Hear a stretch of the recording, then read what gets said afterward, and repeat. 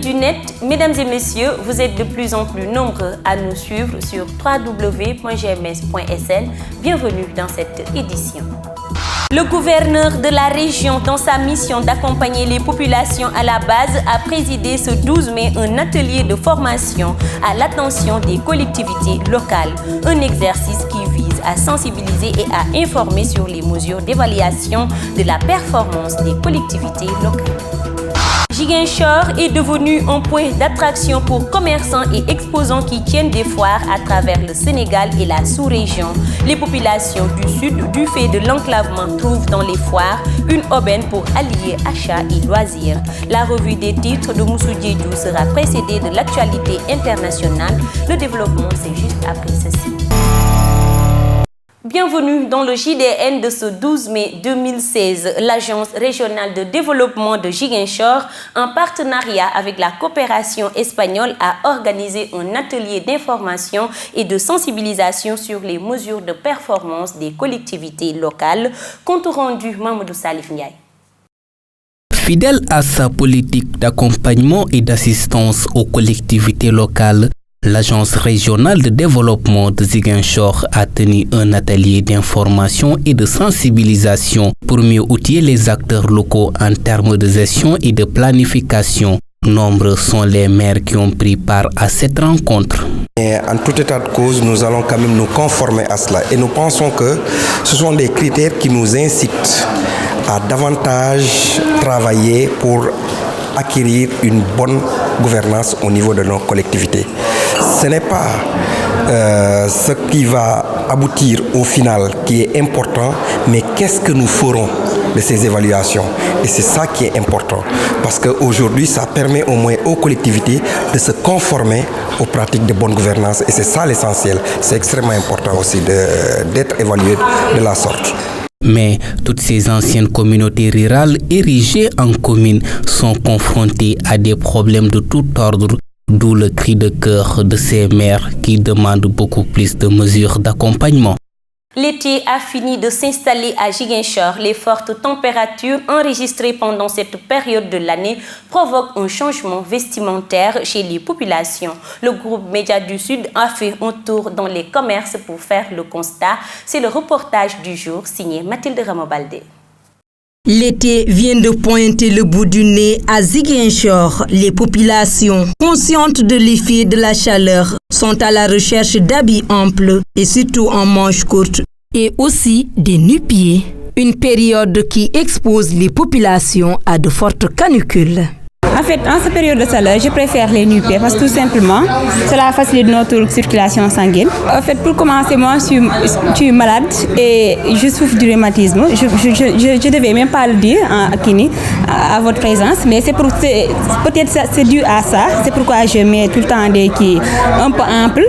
Et il m'arrive des fois de prendre des quilles un peu serrées, mais en fait, si vous vérifiez, il y a du coton plus bas, à 95%. Les habits légers sont adaptés en cette période de chaleur et ça permet de mieux se couvrir le corps. Est-ce toutes sortes d'habits sont adaptés à la situation? Vous savez, ici à Ziguinchor, il y a une forte canicule parce qu'on est aux périodes d'été, on est en été. Ça fait chaud à Ziguinchor, cause pour laquelle les gens préfèrent les habits amples, comme vous le disiez tantôt. Et il y a aussi les sandales, les nu-pieds. Ouais, c'est ce qui colle bien avec l'été. En cette période de chaleur, on préfère le coton ou maïlouse à la place du nylon, car le nylon augmente la chaleur.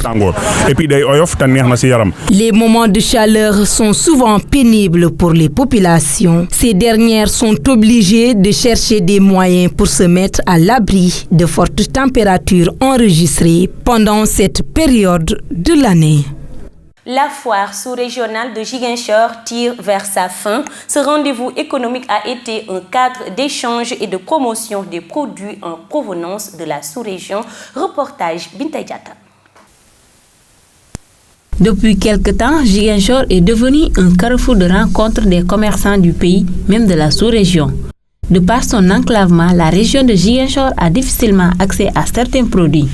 Ce qui motive l'organisation de cette foire sous-régionale qui est à sa 3e édition. Très satisfaits de leur déplacement à Ziguinchor, les exposants expriment leurs sentiments. La région de Ziguinchor, surtout à Casamance, bon, même depuis au pays, on parle de Casamance, donc ça déjà, ça nous donne la curiosité de visiter même déjà le pays, même non seulement pour la vente.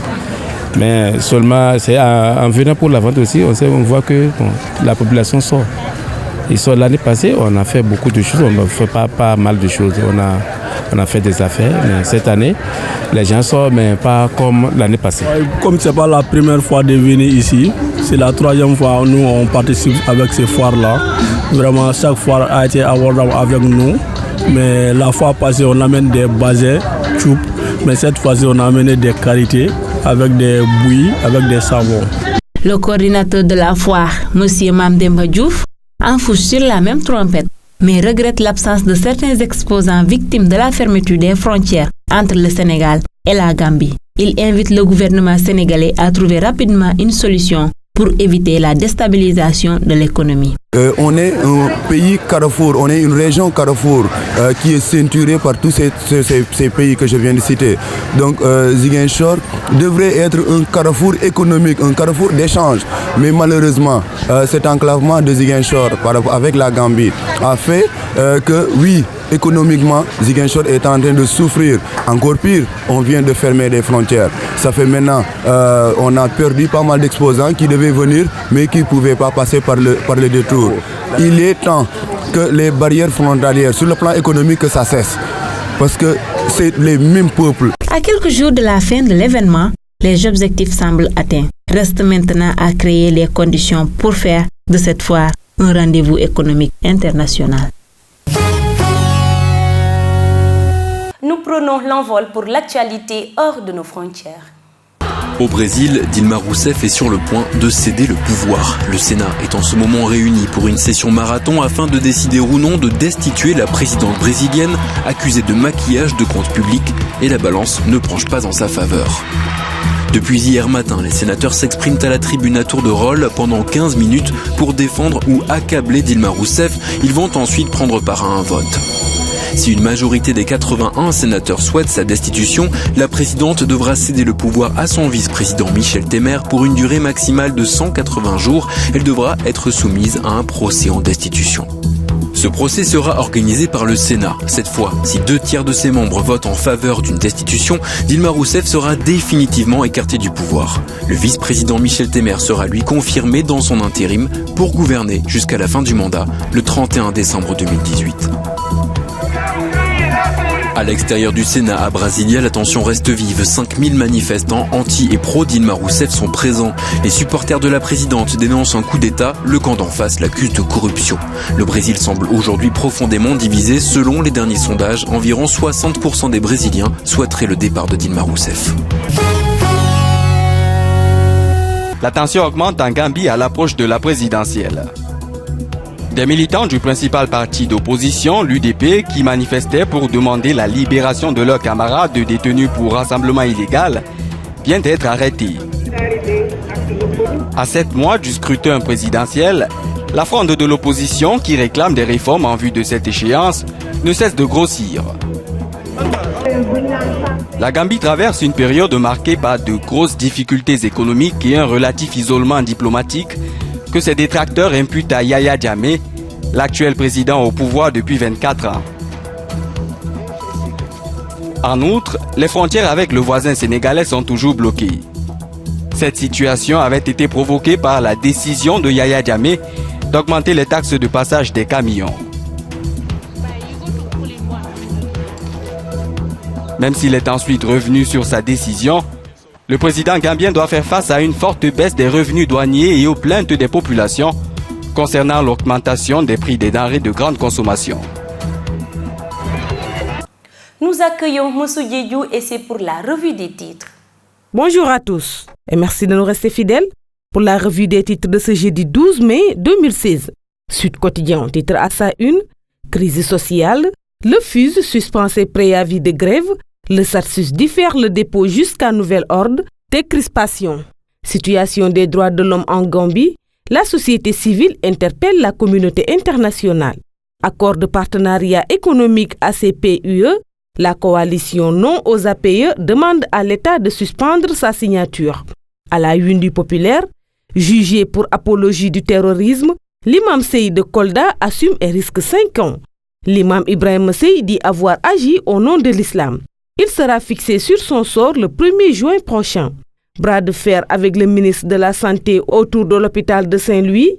Vers une journée morte de la santé, le syndicat unitaire des travailleurs de la santé et de l'action sociale, SATSUS, projette d'organiser une grève d'avertissement le 18 mai. Parachutage de Mimi Touré à Kaolack, la vague de contestation prend de l'ampleur. Rocambolesque affaire dans une église, ivre, Cissé entre à martyr de l'Ouganda et palpe une fille. Sur toutes les lèvres à Rufisque, une vidéo sexuelle fait scandale. Crise scolaire, le FUS met un terme à sa grève. Stade, le quotidien du sport, affiche à sa une, Cheikh Ndoye, deuxième meilleur joueur africain, je vise plus haut. Nous n'offrirons rien au Burundi. Nous avons tous envie de retourner au mondial. Première Ligue, Newcastle officiellement relégué, Papis Cissé est CV en championship. Coupe du Sénégal, 8e de finale, Teungueth FC, OK, Kaffrine sort Uzo. Gorée défie Génération Foot ce jeudi.